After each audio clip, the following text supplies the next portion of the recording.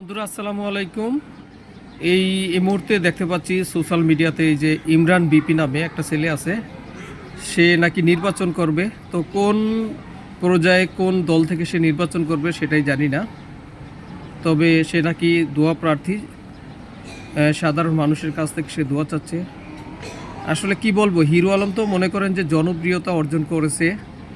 সে মারধর খেয়েও আপনার কয়েকটা নির্বাচন করেছে, কিন্তু এই ইমরান বিপি তার যোগ্যতা কি, সে কি কারণে আপনার এই নির্বাচন করতে যাচ্ছে।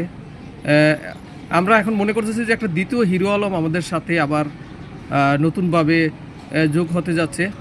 মানুষ আসলে টাকা পয়সা হলে যা হয়, তার নির্বাচন করার কি দরকার। সে সোশ্যাল মিডিয়াতে কন্টেন্ট ক্রিয়েটর ছিল, ভালো কথা। সে ব্যবসা বাণিজ্য করতেছে, সেটাও একটা ভালো কথা। কিন্তু এই নির্বাচনের জন্য সে কেন আসতেছে দ্বিতীয় হিরো আলম হয়ে, সেটাও আসলে একটা ভাবার বিষয়।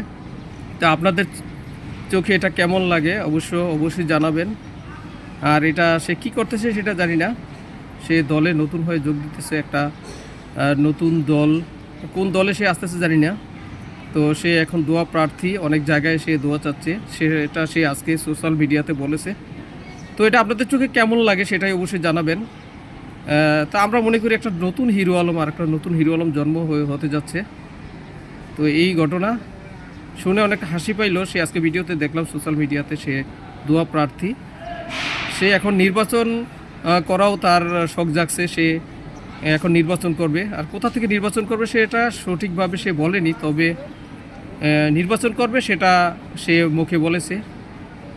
তো দেখলাম, তো আপনারাও শেয়ার করবেন আমার সাথে, আর অবশ্যই জানাবেন এটা কি সে তার জন্য ঠিক হচ্ছে কি না, সে নির্বাচনের জন্য সে প্রস্তুতি নিচ্ছে। তো এ পর্যন্তই, জানাবেন অবশ্যই কমেন্ট করে আপনারা।